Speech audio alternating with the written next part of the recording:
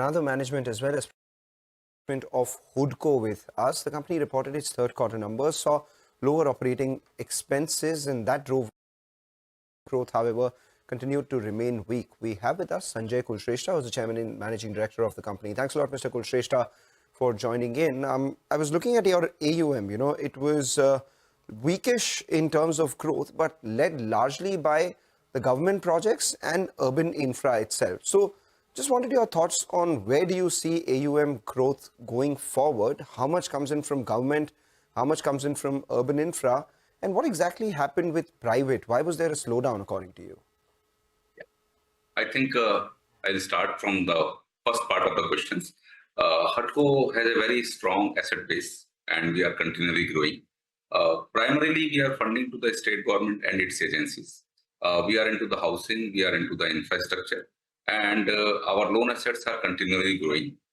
During last result of Q3, our profit earning has been raised by 33% on year-to-year basis, and asset base is also increased by 6.5%. So, keeping my answer limited, I think there are a lot of more opportunity which is coming out of the Government of India push out of the budget.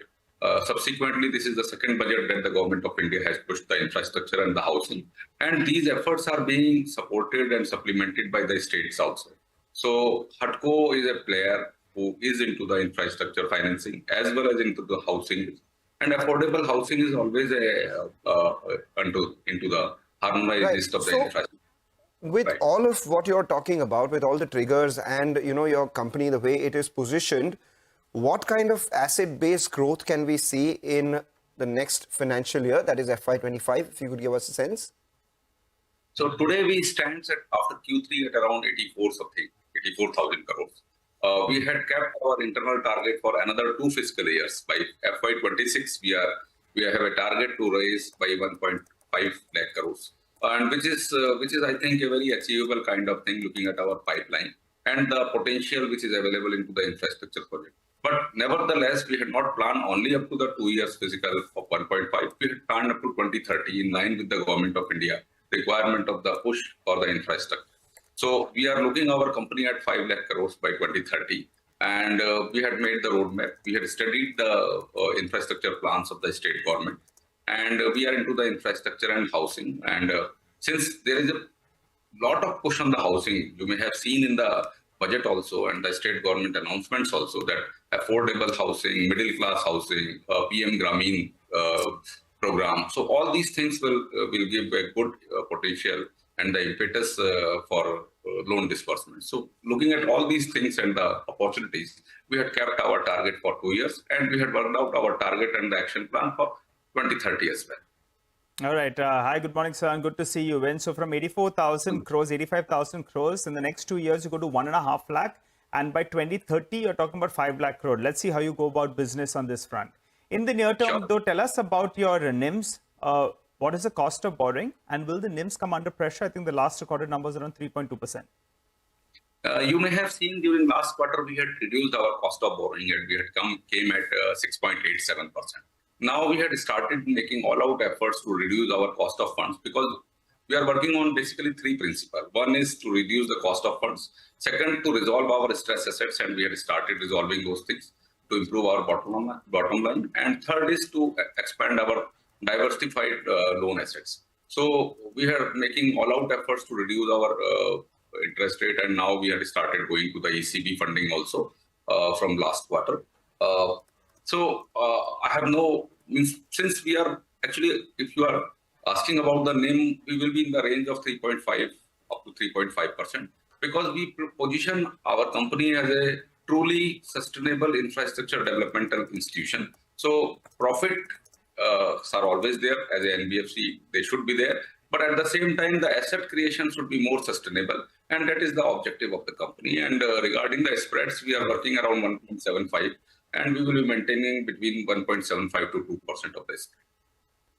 All right. So NIMs will manage around that 3.5% with spreads between 1.75 to 2% itself. Take that point. But it is quite ambitious the way you are targeting your AUM to grow in the next 2 years. If it has to grow at the level that you're talking about, it implies a growth, a compounded growth of over 35% all the way up till 2030.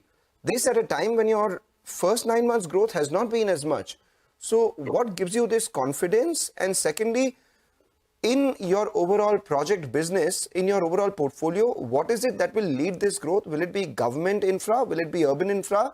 Or will it be private?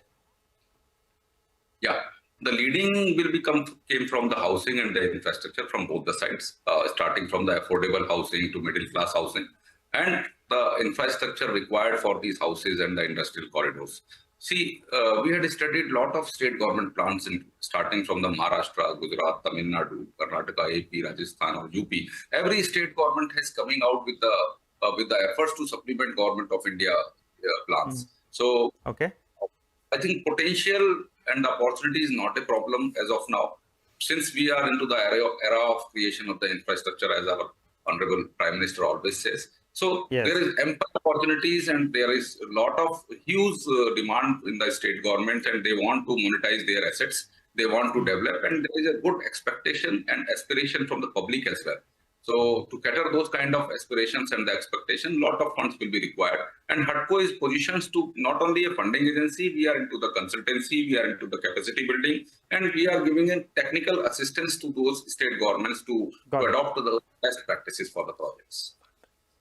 Okay, all right. Is there any fundraise plan, sir, in the near term? Yeah, actually, during last board meeting, we had enhanced our borrowing limits from 18,000 crores to 35,000 crores on 9th of February. And now we are planning to take the ECB route of Japan.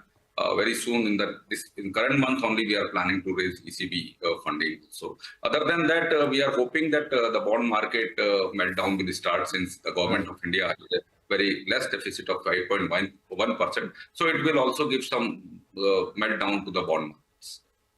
All right, take that point. Thanks a lot, Mr. Kulshrestha, for joining in. The last 12 months, we've seen a near tripling of your stock price. And with the kind of growth guidance that you've given, with NIMs at around 3.5%, the street will take note of that. More importantly, the execution of the targets that you've been giving will be extremely crucial to watch out for.